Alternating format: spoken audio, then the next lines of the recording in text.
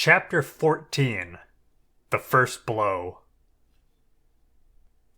I was so pleased at having given the slip to Long John that I began to enjoy myself and look around me with some interest on the strange land that I was in. I had crossed a marshy tract full of willows, bulrushes, and odd outlandish swampy trees. I had now come out upon the skirts of an open piece of undulating sandy country about a mile long, dotted with a few pines and a great number of contorted trees, not unlike the oaken growth, but pale in the foliage, like willows. On the far side of the open stood one of the hills, with two quaint craggy peaks shining vividly in the sun. I now felt for the first time the joy of exploration. The isle was uninhabited. My shipmates I had left behind, and nothing lived in front of me but dumb brutes and fowls. I turned hither and thither among the trees. Here and there were flowering plants unknown to me. Here and there I saw snakes, and one raised his head from a ledge of rock and hissed at me with a noise not unlike the spitting of a top.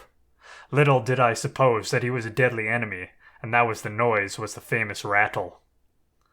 Then I came to a long thicket of these oak-like trees, live, or evergreen, oaks I hear afterwards that they should be called, which grew long and along the sand like brambles, the boughs curiously twisted, the foliage compact, like a thatch. The thicket stretched down from the top of one of the sandy knolls, spreading and growing taller as it went, until it reached the margin of the broad, reedy fen, through which the nearest of the little rivers soaked its way into the anchorage. The marsh was steaming in the strong sun, and the outline of the spyglass trembled through the haze.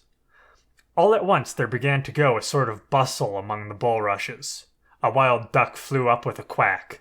Another followed, and soon over the whole surface of the marsh a great cloud of birds hung screaming and circling in the air. I judged at once that some of my shipmates must be drawing nearer along the borders of the fen. Nor was I deceived, for soon I heard the very distant and low tones of a human voice, which as I continued to give ear, grew steadily louder and nearer.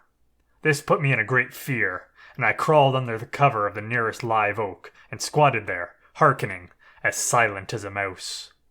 Another voice answered, and then the first one, which I now recognized to be Silver's, once more took up the story and ran on for a long while in a stream, only now and again interrupted by the other. By the sound they must have been talking earnestly, and almost fiercely, but no distinct word came to my hearing.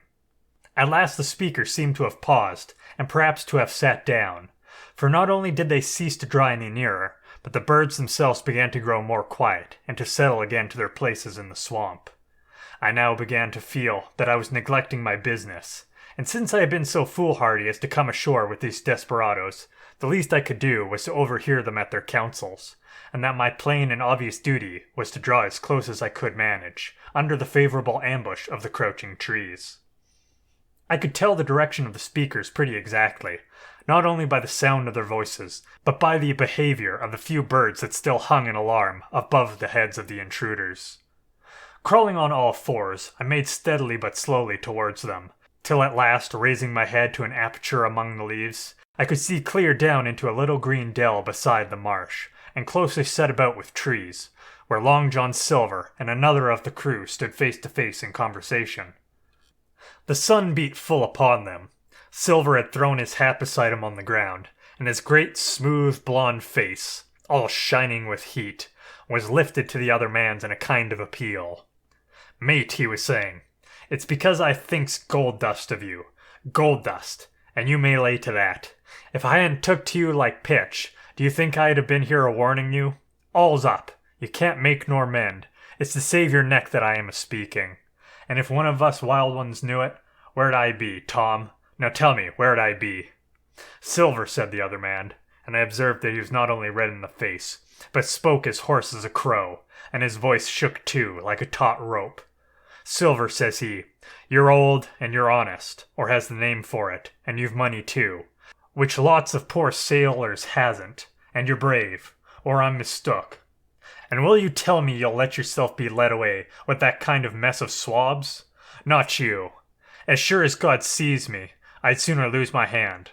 If I turn again, my duty—" And then all of a sudden he was interrupted by a noise. I had found one of the honest hands. Well, here at that same moment came news of another. Far away out in the marsh there arose, all of a sudden, a sound like the cry of anger, then another on the back of it, and then one horrid long-drawn scream. The rocks of the spyglass re-echoed it a score of times. The whole troop of marsh birds rose again, darkening heaven with a simultaneous whir. And long after that death yell was still ringing in my brain, silence had re-established its empire, and only the rustle of the re-descending birds and the boom of the distant surges disturbed the languor of the afternoon. Tom had leaped at the sound, like a horse at the spur, but Silver had not winked an eye. He stood where he was, resting lightly on his crutch, watching his companion like a snake about to spring. "John," said the sailor, stretching out his hand. "Hands off!" cried Silver, leaping back a yard, as it seemed to me, with the speed and security of a trained gymnast. "Hands off if you like, John Silver," said the other. "It's a black conscience that can make you feared of me, but in heaven's name, tell me what was that?" "That," returned Silver, smiling away, but warier than ever, his eye a mere pinpoint in that big face, but gleaming like a crumb of glass. "That? Oh, I reckon that'll be Allen." At this point, Tom flashed out like a hero. "Allen," he cried, "now rest his soul for a true seaman. And as for you, John Silver, long you've been a mate of mine, but you're mate of mine no more. If I die like a dog, I'll die in my duty. You've killed Allen, have you? Kill me too if you can, but I defies you." And with that, this brave fellow turned his back directly on the cook and set off walking for the beach. But he was not destined to go far. With a cry, John seized the branch of a tree, whipping the crutch out of his armpit, and set that uncouth missile hurtling through the air. It struck poor Tom, point foremost, with stunning violence, right between the shoulders and the middle of the back. His hands flew up, he gave a sort of gasp, and fell. Whether he was injured, much or little, none could ever tell. Like enough, to judge from the sound, his back was broken on the spot. But he had no time to give him to recover. Silver, agile as a monkey, even without leg or crutch, was on top of him the next moment, and had twice buried his knife up to the hilt in that defenseless body. From my place of ambush, I could hear him pant aloud as he struck the blows. I do not know what it rightly is to faint, and I do not know that for the next little while the whole world swam away from me but in a swirling mist. Silver and the birds, and the tall spyglass hilltop, going round and topsy-turvy before my eyes, and all manner of bells ringing and distant voices shouting in my ear. When I came again to myself, the monster had pulled himself together, his crutch under his arm, his hat upon his head. Just before him Tom lay motionless upon the sward, but the murderer minded him not a whit, cleansing his blood-stained knife, the while upon a wisp of grass. Everything else was unchanged. The sun still shining mercilessly on the steaming marsh and the tall pinnacle of mountain, and I could scarce persuade myself that murder had actually been done, and human life cruelly cut short a moment since before my eyes. But now John put his hand into his pocket, brought out a whistle, and blew upon it several modulated blasts that rang far across the heated air. I could not tell, of course, the meaning of the signal, but it instantly awoke my fears. More men would be coming. I might be discovered. They had already slain 2 of the honest people. After Tom and Allen, might not I come next?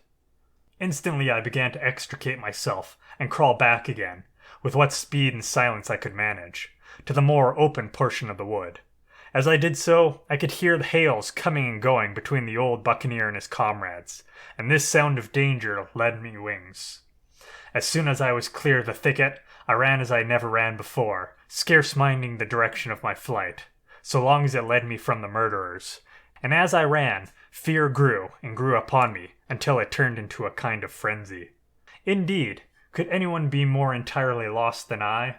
When the gun fired, how should I dare go down to the boats among those fiends, still smoking from their crime? Would not the first of them who saw me wring my neck like a snipe's? Would not my absence itself be an evidence to them of my alarm, and therefore to my fatal knowledge? It was all over, I thought.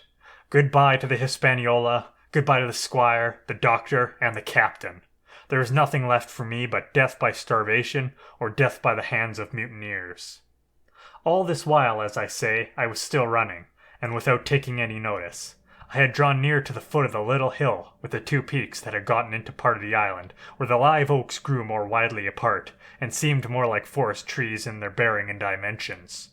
Mingled with these were a few scattered pines, some 50, some nearer 70 feet high. The air, too, smelt more freshly than down beside the marsh. And here a fresh alarm brought me to a standstill with a thumping heart.